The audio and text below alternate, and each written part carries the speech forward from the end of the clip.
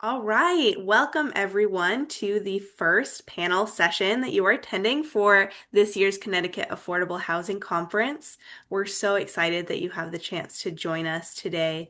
And we really hope you caught the earlier plenary and keynote sessions all about housing narrative and the legislative roundtable. There's a lot of great momentum.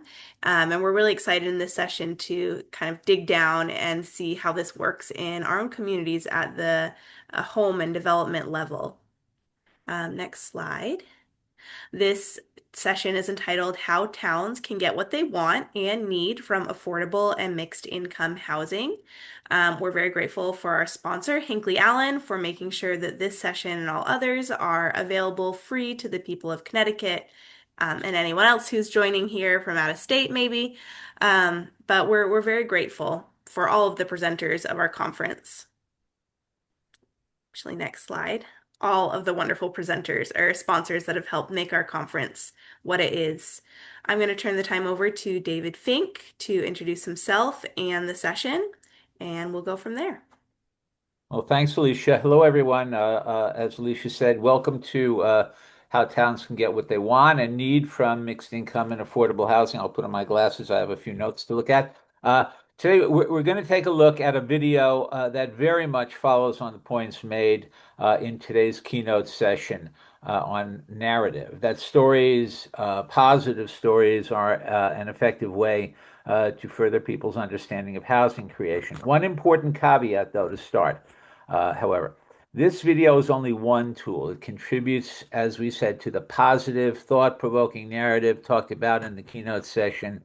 The video was created by the South Central Regional Council of Governments. It shows how housing in a range of towns and residents from a range of backgrounds, and it allows those in the video to tell their stories. And we'll describe all of it to you, and we'll show you a portion of it in just a moment. But SCROG and its leaders, and particularly Executive Director Laura Francis, who's with us today, and I'll introduce our panelists in a moment, understand that a video like this that fosters a positive narrative must be married with equally important stories from those in communities who are sometimes unsure or uncertain or even fearful of change in their neighborhoods. And to that end, SCROG has supported a very effective effort at community conversation and narratives that's included the voices of all those in those communities, their questions and concerns. In other words, their stories too. And Laura can talk about that, and you'll be able to ask her about that too. But back to the video. After showing a portion, we'll then talk with the help of some terrific panelists who I'll introduce, and all of you through your questions and impressions, what the video shows and how you may be able to use it as a tool in your community. So let's get started. You just heard the plenary session describing House Bill 8002. It is a bill that many of us believe will be a valuable step in housing creation. Some people say that it may not do enough to incentivize or force towns to create housing.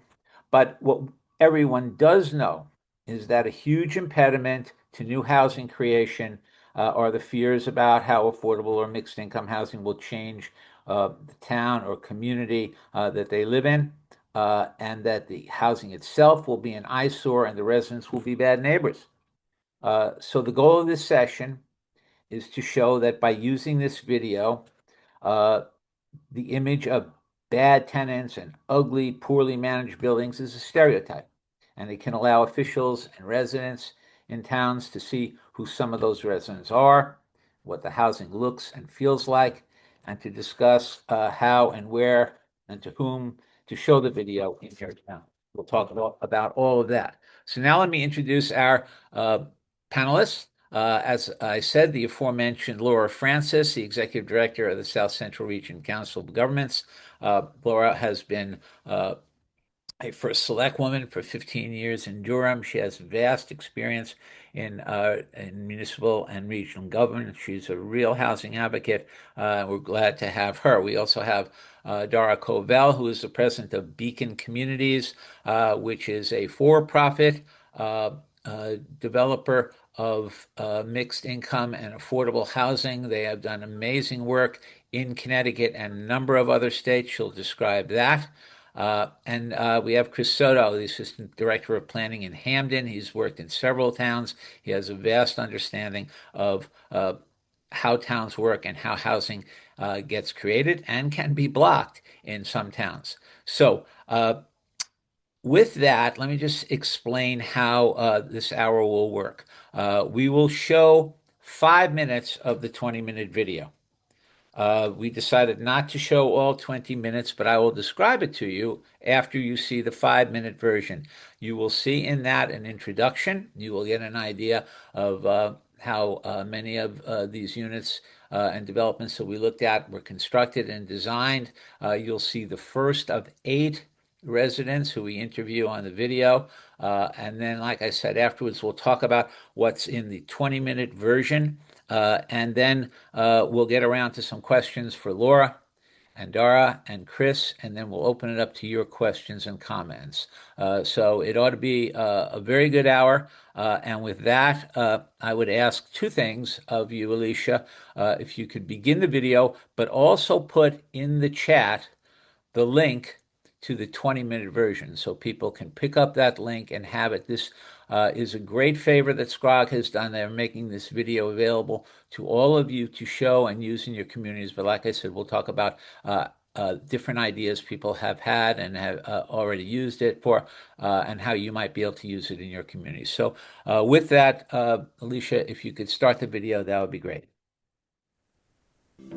Hello. I'm David Fink, the Housing Policy Consultant for the South Central Regional Council of Governments. We're here today to talk about and introduce you to affordable housing and the people who live in it. Both are misunderstood. The residents of many towns oppose the creation of affordable and mixed-income homes because they believe the developments will be unsightly, won't mesh with their surroundings, and will provide homes for people whom they believe will be bad neighbors. We hope to clear up that misunderstanding. As you'll see, the homes these folks live in are beautifully designed. As for the folks who live in them, well, they're fine people. They're workers who do important work that simply doesn't pay a lot. They're young professionals at the beginning of their careers. They're families with children and dreams. They're retirees on fixed income. They feel grateful, even lucky, to have found their homes. One said, "I'd be living in my car if I didn't find this place." And they realize, sadly, that many people think they are dangerous, or bad neighbors, or just not as good as they are. But the reality is quite different. Affordable and mixed income developments provide homes for people who we need in our communities. They're the people who cut our lawns and cut our hair, who make our lattes and care for our elderly parents, who teach our children and keep us safe. They greet us at the doctor's office and make repairs on our homes. Research backed up by example after example, has proven that these developments don't lower neighboring property values and don't increase school enrollments. They don't increase crime and they don't increase traffic. They are assets in their towns because they are built by reputable builders who maintain the high quality of their developments over the years, assess the qualifications of residents before renting to them, and closely watch over the living conditions. So now, let's meet some of the folks who live in affordable and mixed income developments. They are terrific people and good neighbors, and they have dreams just like the rest of us.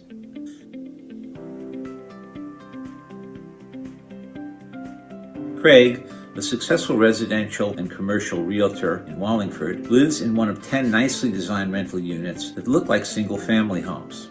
Adjacent to the volunteer fire department, his home meets his need for affordable housing because things weren't always going so well for him.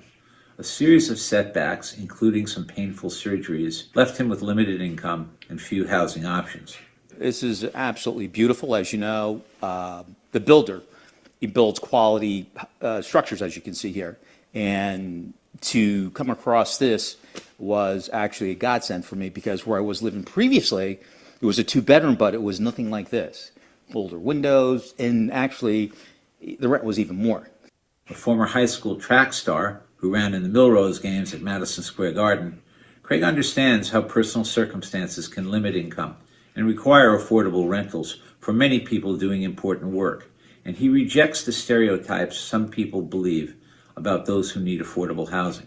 There's a lot of misinformation out there, and a lot of people are led to believe whatever they read on the internet is like, oh, it must be gospel. It is not. Unless you actually speak with someone, you don't know one person's circumstances. I don't know. People don't know my circumstances. I choose not to. But if they ask, and I'm a Christian man, I'll divulge that. But people have situations they fall into hard times. I personally had medical conditions that stem back for years. Except for one neighbor who is retired, Craig's other neighbors all work, look out for each other, and he says, enjoy the peaceful surroundings. Like Craig, those in the affordable units had to provide tax documents and other information to prove they qualified under the income limits. The quality of life here is great. Great neighbors, North Farms Fire Department. It's quiet. We're all respectful of each other's property. I've had a lot of deliveries for other people from Amazon to here, but it is fine. It is safe, and it's enjoyable.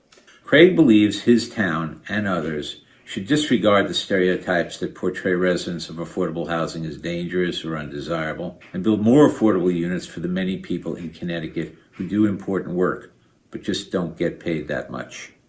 And I think what they need to do is really take a look at the quality of the structures, also the application process. People have to be vetted, and more importantly, too, is to follow all the guidelines that have been established by either by the builder or if there's certain criteria established by the town. I don't think there should be information out there saying, "Oh, it's affordable housing. You're going to have this type. It's going to attract this type of clientele." That's very, very misleading, and you can't judge a book by its cover.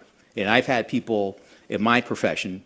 You look at them, you try to assume, but they look like millionaires. They may not be, or they look like they flip burgers or something like that, but they're millionaires. So you can't judge a book by its cover.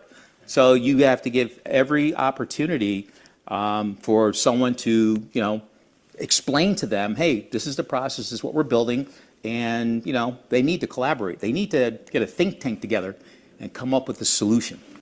Okay. Well, thank you, Alicia. All right, that's the first 5 minutes. And as I said, it goes on for 20. Let me just explain what else is in the 20-minute version, and then we can get on to talk to our panelists. So again, we said the developments in the video are in 5 different communities. As you saw, that's Wallingford, also Orange, South Windsor, Branford, and Berlin. The residents interviewed represent a range of ages and backgrounds and situations. They're young professionals, some are retirees, one is a stay-at-home mom. Craig, as you can see, is disabled, was disabled. And together they reflect the majority of people who need affordable housing. And while their circumstances may differ, they all share one trait. No matter how hard they work or worked, they don't have enough income to afford market rate rentals, so they all needed an income restricted home. Second, the homes they live in are all nicely designed both inside and out. They employ all of them open floor plans to maximize space. They include modern appliances and fixtures. They show that the issue communities would do well to focus on isn't so much density as the design of that density, and that we'll get Chris and Dara to talk about that in a little while too. Third, the developments were created by builders who retain the projects as their own assets, and this is really important. As a result, those developers initially have it in their interest to employ the best materials and construction methods in erecting the homes. And second, going forward, they have an interest to maintain the properties, the landscaping, the interior and exterior structures, the roads, the infrastructure, to preserve the value of their investments. And municipalities can seek out developers like that. Fourth, the developers and their property managers do background checks on their prospective tenants to determine their history and income status. 5, the residents in the video you see, well, they'll talk about the fact that they all feel lucky to have found units because there's a shortage, and luck is part of this, I guess, because there aren't enough units to go around. And Sixth, the developments, like many across the state, have not caused the dislocations that some people allege. Rise in school enrollments or crime, lowering or neighboring property values, increase in traffic that often concern town residents. We'll come back and talk a little bit later about how you can use this video in your town and how we've seen other towns do it. So, with that, I wanted to turn to Laura. Uh, Laura, I guess the question I'd ask you is number one, why did Scrog uh, create this video? Why did you think it was important? What do you think about it is valuable? And then what ways have you seen it used, or what ways do you think it can be used? Thank you, David. Well, first I want to say that this is only a small part of a now 6-year commitment on the part of SCROG to provide technical assistance and a place to convene for our 15 municipalities.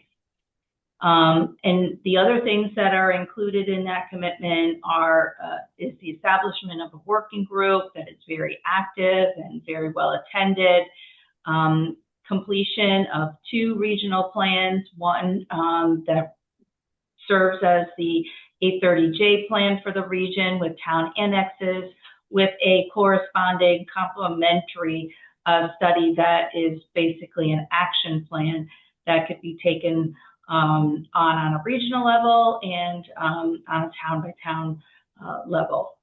And one of the things that the working group identified very early on is that there are barriers to building and developing and getting approval for affordable housing, right?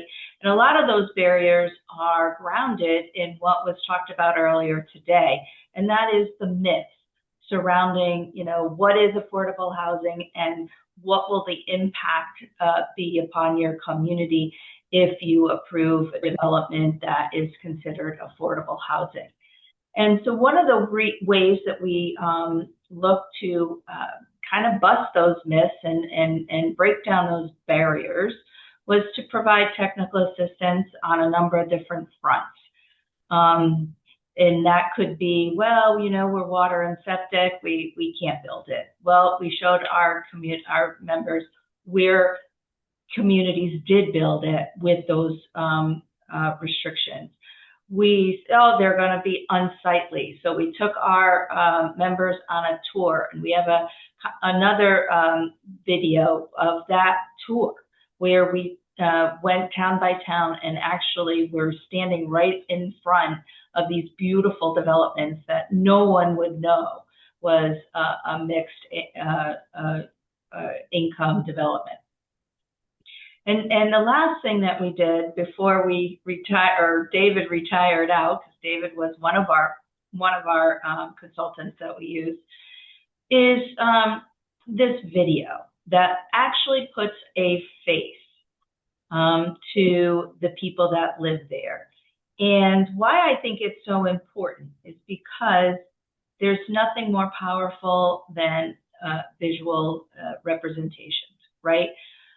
When we were passing our 830J plan in Durham, we described all the people that you see in this video. And boy, do I wish I could have shown this video back then, because I think it would have brought home our messaging just by letting people see and hear stories of people that look like us, that sound like us, who have experiences the same as us. I particularly think the stories about different life events that change our circumstances. We all kind of have this thought that, okay, we're successful, we've arrived, we're here, this could never be us. This video shows that a single life event, like a health issue, like a divorce, or a death of a spouse, anything like that, could really change your circumstances and find yourself in a place you never thought you would be. So I know that some of our communities have shown this video in some of their housing working groups. I know that others are looking to show this video as, the election is over and our members are starting to get back to the work. And I think it will help, like I said, illustrate the message. And I think it'll also prove that small towns can house these developments. So I love the representation of the kinds of towns that are in this video because it's a very diverse collection of towns.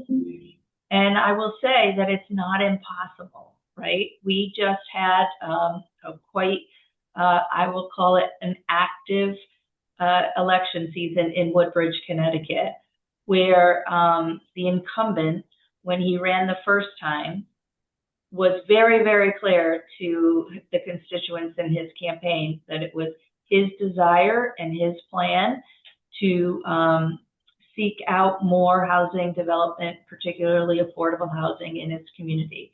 He just ran for election. It was a very contentious, active campaign. The opposition used some of his housing work against him. Guess what? He won re-election.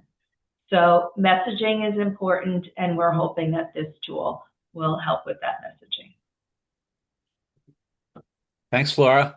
So Dara, let's turn to you. One of your developments in Brantford is featured on the video, and a couple of the residents there. What's your thought? You've seen the whole video. Is it an accurate reflection of uh, the kinds of housing that is being built today and what communities can choose from when they hook up with developers and find the right one for the right location? Is it accurate? Yeah. So thanks, David. Yeah, I think Laura said a lot of great things there, and I think Craig's remarks in the first 5 minutes there speak for itself. I couldn't agree more that we have basically three major areas to overcome about sort of misperceptions about affordable housing. One is design. Two is who lives there, and three is sort of the long-term impact and kind of sustainability of these properties. And I think in some ways the one that this video takes on, which is sort of the most kind of one that needs to be busted the most, is who lives there. These are folks who are part of our neighborhoods, part of our communities, either are just working for a minimum wage or have had, as we've described, life events, but just need housing. And in a market like Connecticut, where it's so expensive to live, I think most people can understand the potential implications of just not having enough resources to be able to rent an apartment. And we're seeing where there's leadership and people understand the need for this kind of housing. You can do amazing things. We completed the project in Brantford, and we were serving residents actually who were already living there on the property, and that we were really thrilled that they wanted to take the time and participate in the video and tell the story of what it means to have access to a quality, high standard of affordable housing in their neighborhood where many of them had lived for decades and maybe hadn't been known to some of the members of the Planning and Zoning Commission and their neighbors. And then, we're doing one of our next projects is in the small town of Avon, where we're building several, probably ultimately a few hundred units over time, because the town understands it needs housing for all of its citizens, and that we can do that with great design, with long-term investment and management.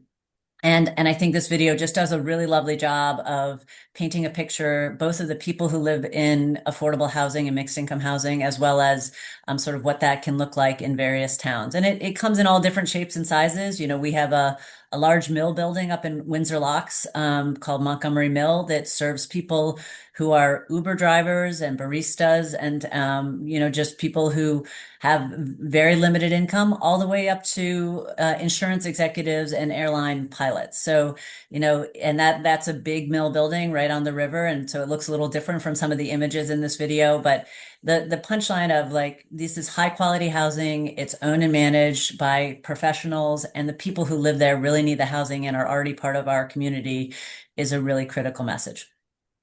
Before I turn to Chris, Dara, can you talk to us a bit about how the design of the density is crucial.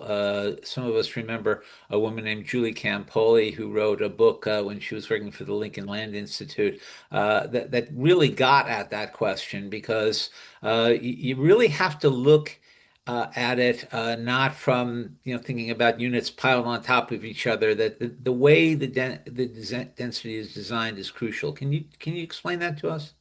Yeah, I've been doing this for 35 years, and I've never seen a development. Most of the development we do, and certainly many of our peers do, is designed contextually for the neighborhood. So while it may be in that location, more units that would traditionally be supported by zoning, and frankly, a lot of our zoning is designed to separate uses and to minimize densities. So there are some kind of inherent kind of regulatory hurdles to doing housing that is compact but well designed.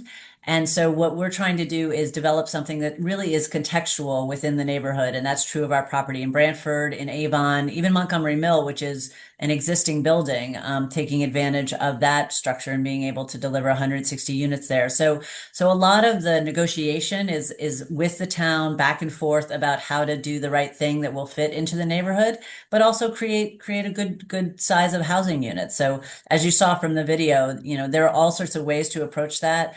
And I think most of the people who are doing this work were supported by public resources at the Department of Housing and Connecticut Housing Finance Authority. There are all sorts of kind of protections that we're doing great design, kind of leading edge environmental quality work, and that it really does have to be designed to fit within the neighborhoods.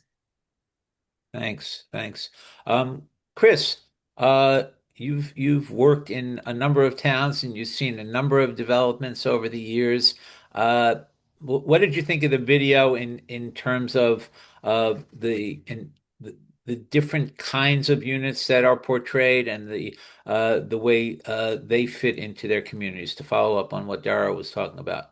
Yeah, absolutely. So, what the video does that as well is it shows you kind of that real life, what do units look like. And I think, in all the communities I've been in, there's an idea of what affordable housing is going to look like and who it's going to draw in, and kind of what the massing and what this great big detriment is going to be to the neighborhood, and that idea is kind of pervasive even before we've had a chance to get out a plan and look at it. And surely sometimes there are some developments that come in and they seem daunting. But I think what we've seen, or I've been on the tour that we've done with the working group and been throughout all different towns in Westbrook and along the coast, within Scrog.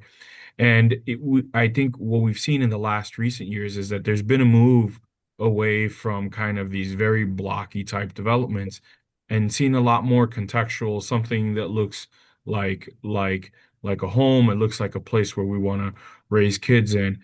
And so I think it's important that the video shows that, right? The video shows that it's real people living in real communities, right? And that we can have a density of community and it can look well, it can feel good. And so that's something that I think the video does well and will help kind of facilitate a lot of the conversations that we have kind of as planners with communities and a lot of the different realms that we're going to have this conversation in. Chris, I want to turn this to Laura in a second, but I wanted to ask you this. The video has 8 different residents in it. One is a working mom, I mean, a stay-at-home mom. Uh, there are young professionals, but they don't make a lot of money. One is a videographer. One works as a greeter at Foxwoods Casino. You saw Craig, who is a commercial and residential realtor. We have a couple of retirees. One of the retirees spent her whole career as the person you meet when you walk into the doctor's office, and she has had a medical education for doing that for 40 years for different doctors.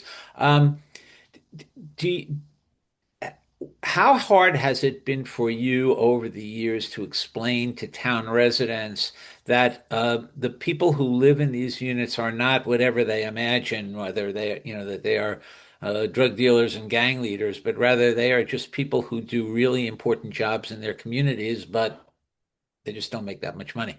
Yeah, I one of kind of the conversations that I always have when I'm with groups is the idea of who we're building this housing for, right?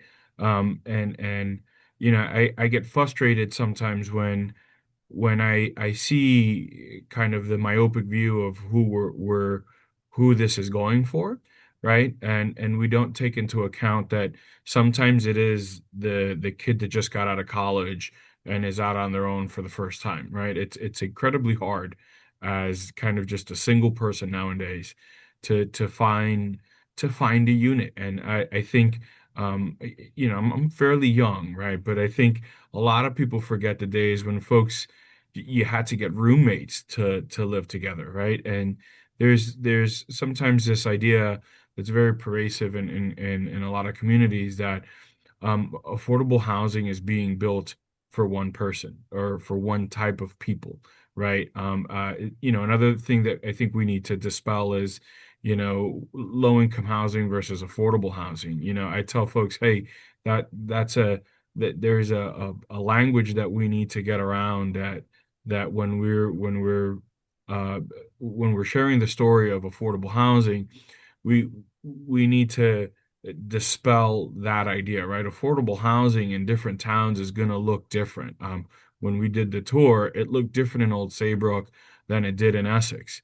We went to an affordable housing complex that had a pool, it had like a Starbucks in the main lobby, and I was like, and I'm looking at this and I'm going, I could qualify for affordable housing in this town with my municipal salary and my family. Like, I wish, where we weren't within the 500 feet notification of the project. So I didn't know about this, but it's a very common misconception, right? That we are drawing in someone who has no income, who just is living kind of an irresponsible life. The reality is that many of us would like to have a choice of where we raise our kids up. And not all of us can necessarily afford to live in some of the places we'd like to live in. I was sharing with someone earlier today that if I moved to Greenwich, with my salary here in Hamden, I would probably qualify for affordable housing. And so that I think that's a conversation that needs to be illustrated. And it's very hard to illustrate when you don't see that in front of you and you're just having the conversation with town residents, right? Because they understand their context, but the broader context throughout the state it's a little difficult of a picture to kind of paint.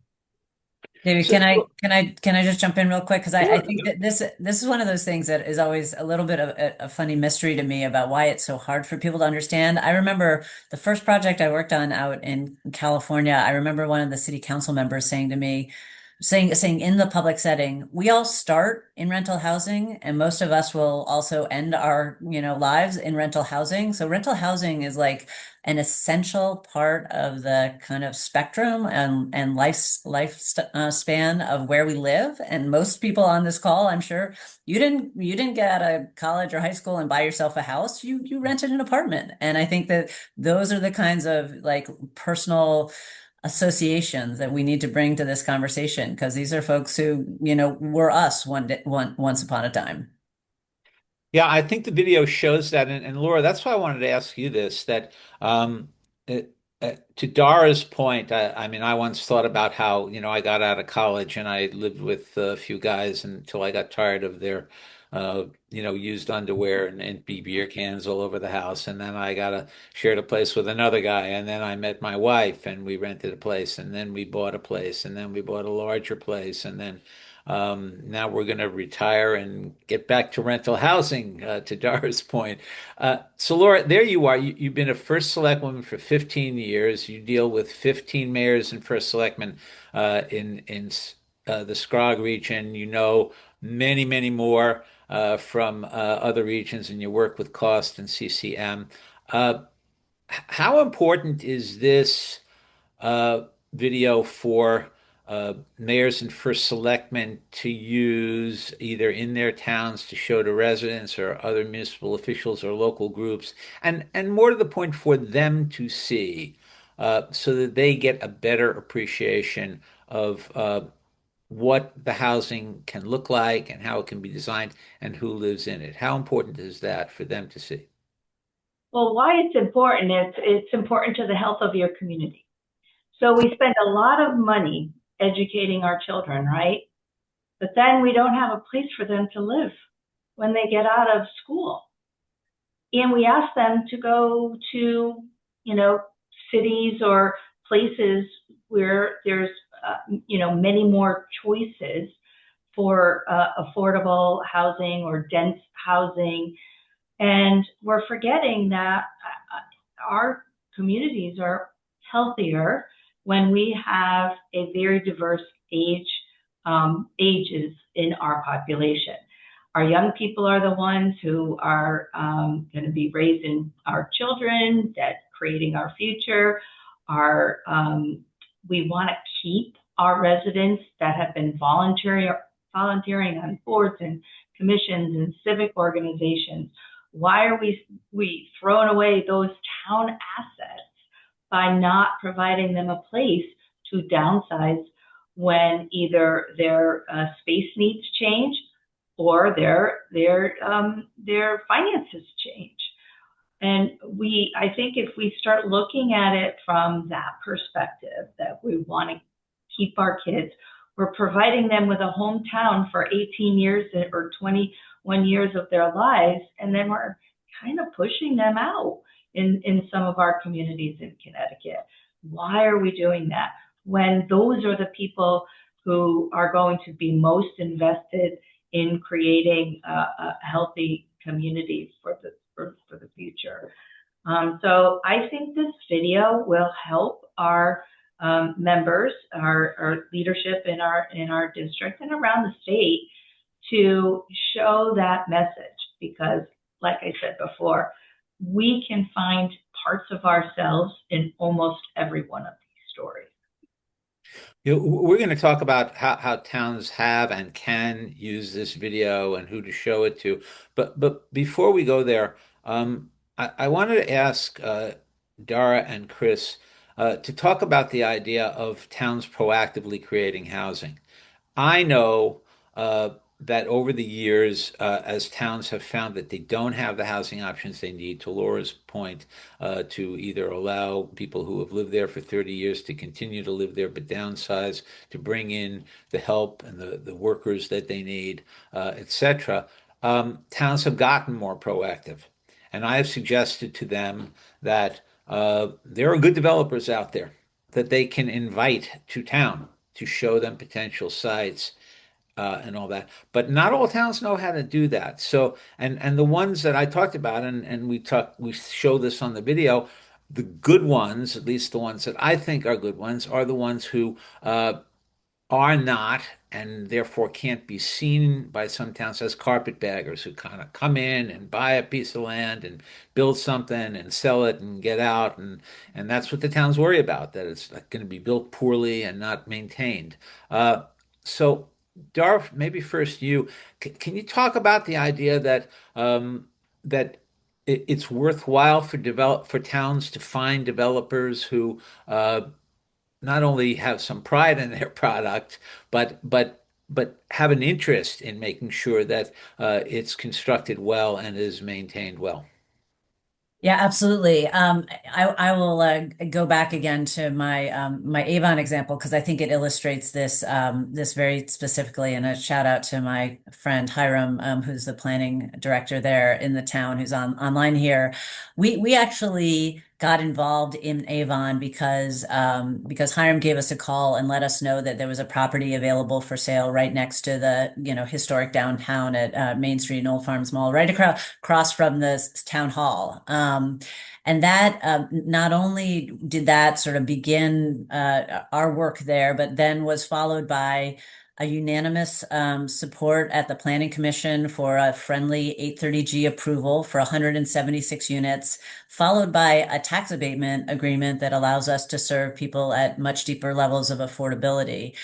And I share that example because I think a lot of people, when I say like, hey, we're building 176 units in the town of Avon near downtown, like people wouldn't expect that. And even moreover, that the town invited us in, supported our engagement on an 830G, and then we're going to be creating sort of a beautiful new little village in and of itself, village inside the village of Avon. That kind of leadership and collaboration, it results in much better outcomes, obviously for the town and for the developer. I think when a town says like, hey, we're open for business, we're interested in kind of talking to folks who have proven themselves to do high quality work, that own and manage for the long time, that are really committed to quality property management, then you tend to get folks who really get that and engage in a collaborative way. And I think the outcomes can, really speak for themselves just in terms of the kind of products we're building in these different communities. And so it also gets you much more quickly from sort of an idea to an outcome when you're working in collaboration rather than sort of antagonistically. So that's I think a great thing for towns to be able to do. Chris, what about you from your perspective in the towns you've worked for? Have you gone out looking to find the right developer, or you just wait for them to come to you? Yeah, I have the the kind of benefit of working with Eugene, who's fantastic at this, and I know that the kind of attitude that we want to foster here in Hamden is that we want to build relationships with developers who get it, right? Certainly there are some who don't, right? But it's very nice to speak to someone when they can understand that we can both meet kind of the unit number creation and also meet kind of design goals at the same time, right? And so having someone on board who understands that um, I think helps facilitate the conversation in a way where we get to a place where, like Dora said, right, we um we see that a friendly 830G is a tool that we can use to develop like critical mass of housing, right, and do it responsible, right. I think what I have noticed is that many times the number of units that most developers need so that a development is viable is not that much of a stretch further beyond from what our regulations can handle. And when it is, a lot of times our regulations can be unreasonable, right? I've been in towns where um, it's the what you need for a single family home is a very large stretch of land, and then when you bring that down to multiple units, the kind of massing of land doesn't really shrink that much, right? So you're still kind of at like the same amount of land per unit, right? And I'm amazed as I worked in East Haven for a while, and you didn't really need that much land per unit in a small town like that. And so um it's working with folks where you can um meet somewhere in the middle of those places. And I think most developers are not afraid to do affordable units or income restricted units, as long as they can kind of meet um, that threshold of what is a economically viable project, right? And then that's the place where you get units that look well, that present themselves well, that have good amenities, and at the same time, there's affordability mixes in there.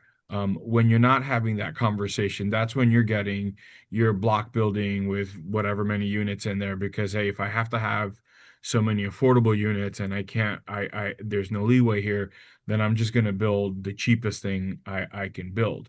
And that doesn't work for anybody really. That ends up being, I think, kind of, you see these things that are sterile looking and give kind of these um uh, like penitentiary style looks to them. So that's I think it's important that these conversations are had with developers.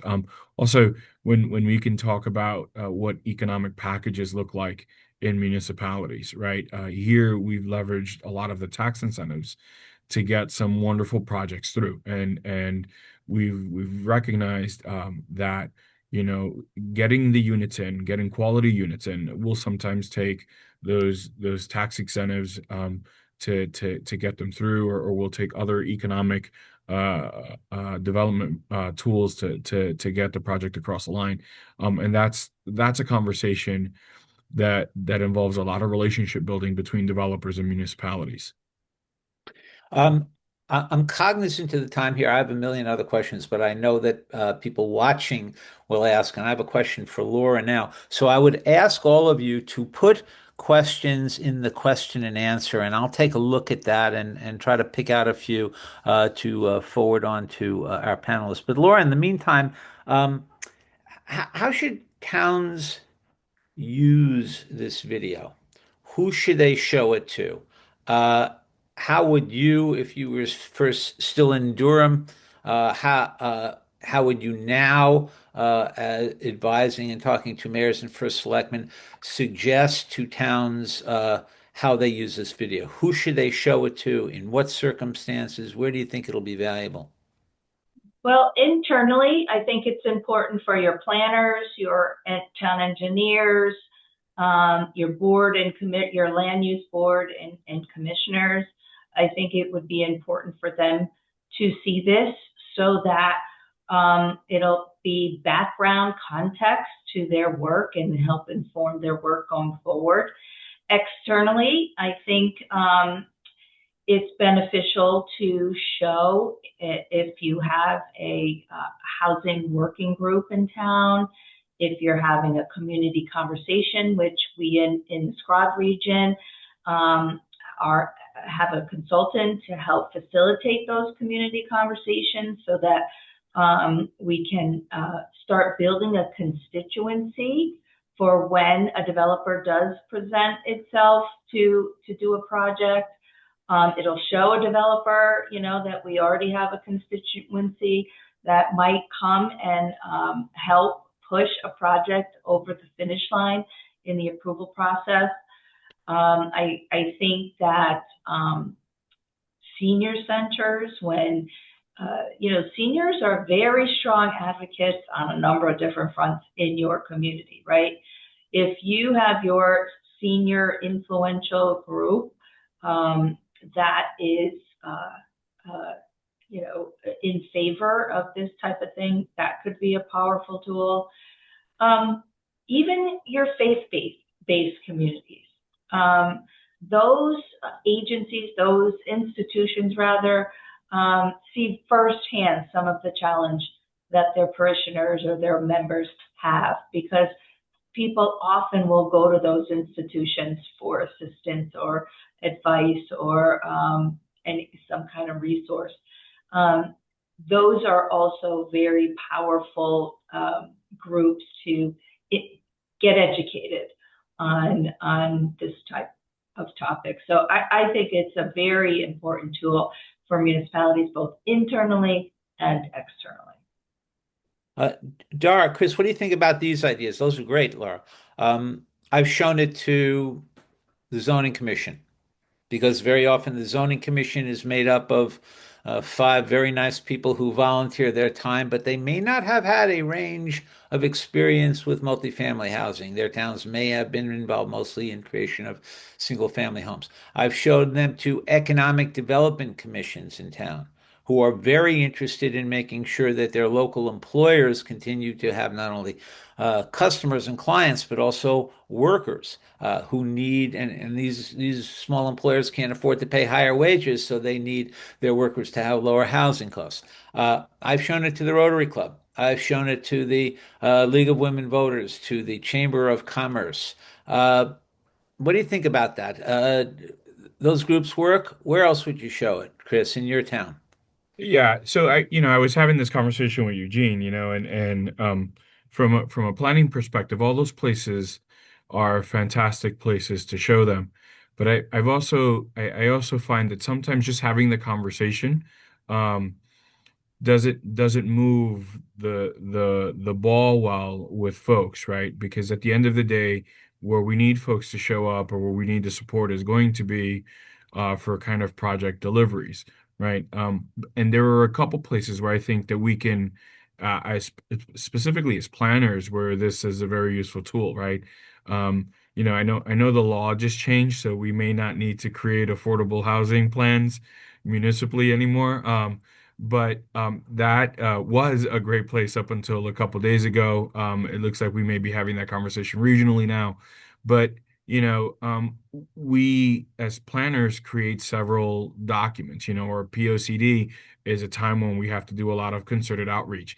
That's a great place to show this video and kind of harp on it, and then um, build up support through our POCD. And now we have a kind of regulation base to move actual regulations forward, right?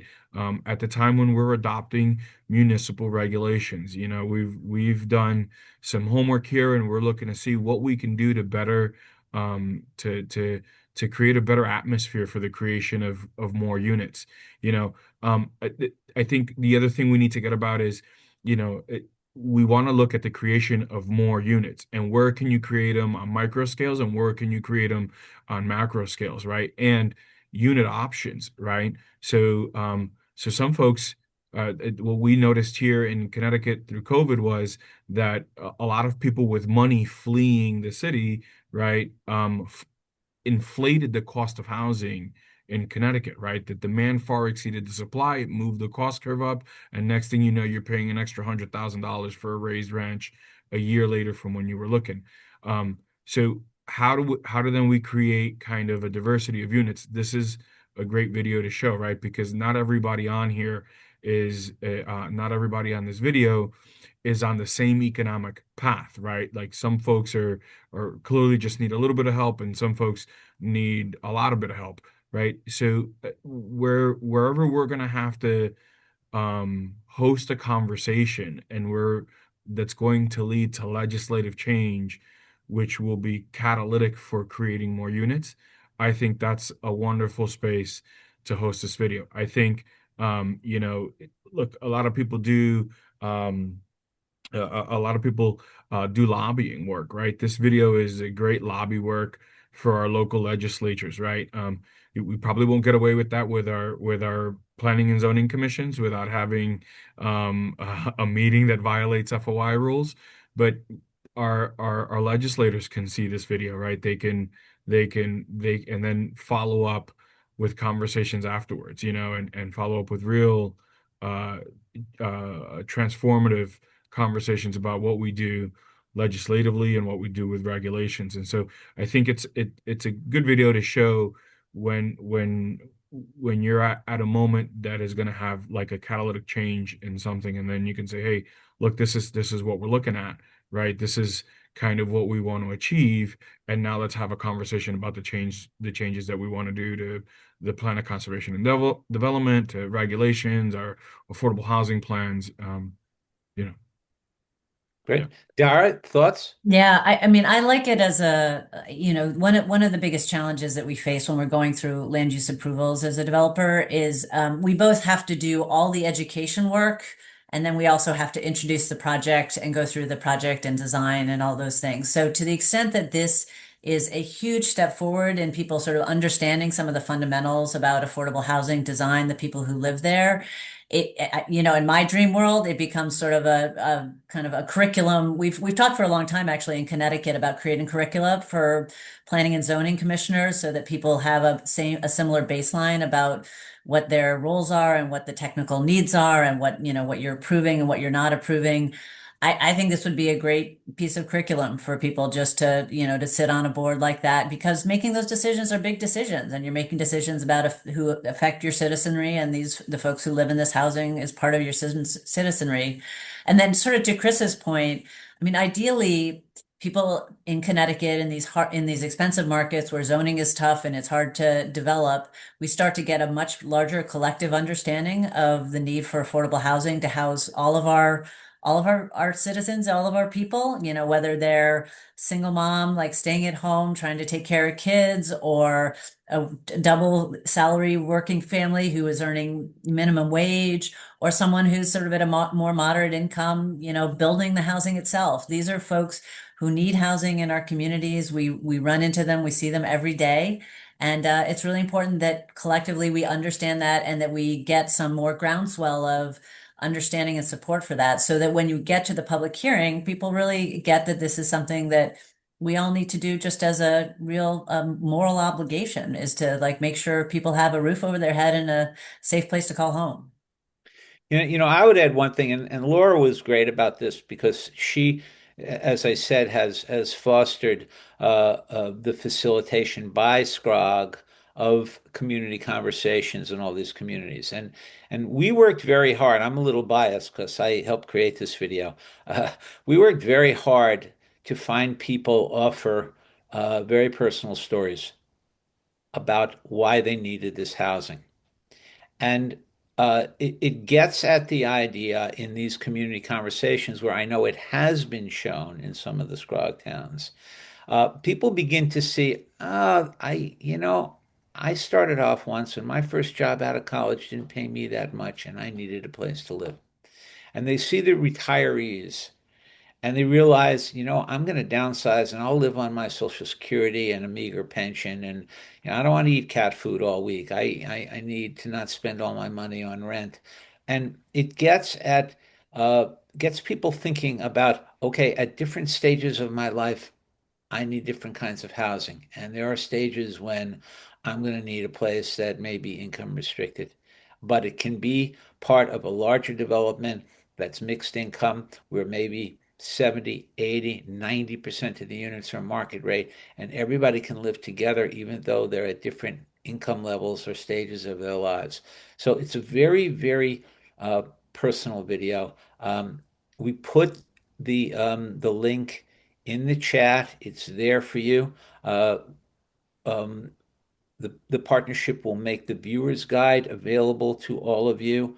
And we really would suggest that you know, get a cup of coffee and sit and watch the video for 20 minutes and see if this works for you. But it's available and it's wonderful that Scrog not only created it, but is making it available to all of you. So, Laura, and then Yeah. Chris and Dara, last words before we go.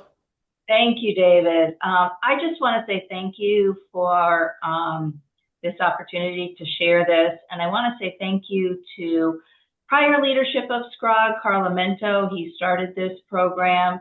To all of our board members, present and past, who have approved the appropriations to support this kind of work, to OPM for allowing this work to be eligible under our regional services grant opportunity, and to all the leaders in our region who are very generous sharing their experiences. We do have some towns like Hamden, like New Haven, like Meriden, like Guilford, like Woodbridge now that are doing some really good work. And I will tell you that behind the public scenes, all of these leaders are sharing their experiences and giving each other advice and